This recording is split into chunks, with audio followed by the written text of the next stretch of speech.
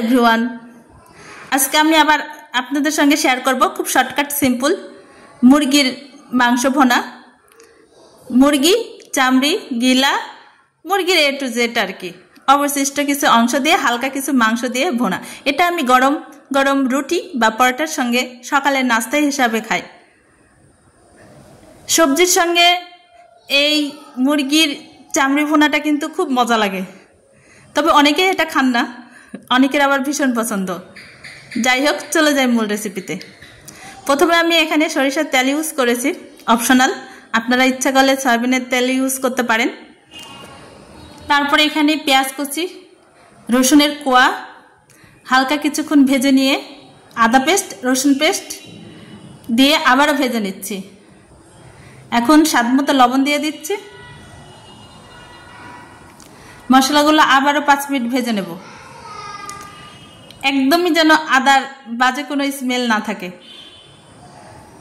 মরিচের গুঁড়ো স্বাদ মতো, যে যেরকম ঝাল খেতে পছন্দ করেন। ধনিয়ার গুঁড়ো,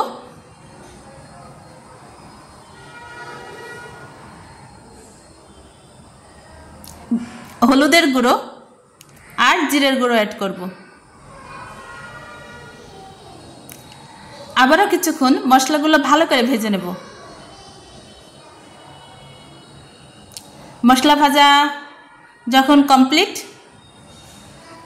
এই তো এখন আমি মুরগির মাংসগুলো দিয়ে দিচ্ছি। এখানে কিছুটা মাংস আছে, চামড়ি মাথা লেজ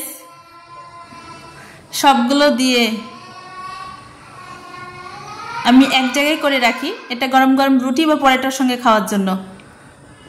সবজির সঙ্গে যখন এই রেসিপিটা থাকে তখন জমে যায় সকালের নাস্তাটা।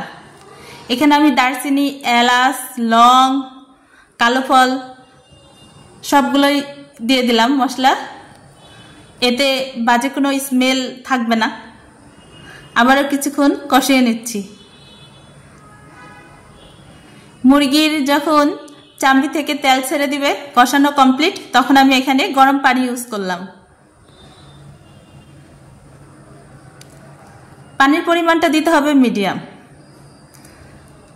এখানে হাড়ের অংশ নেই, সেহেতু খুব বেশি পরিমাণ পানি দেওয়া লাগবে না। আবারও ঢাকনা দিয়ে ঢেকে দিলাম। প্রায় 20 মিনিট পরে ফিরে আসলাম। এর মাঝে আমি অবশ্য নাড়াচাড়া করে দিয়েছি। আমার রান্না কিন্তু কমপ্লিট।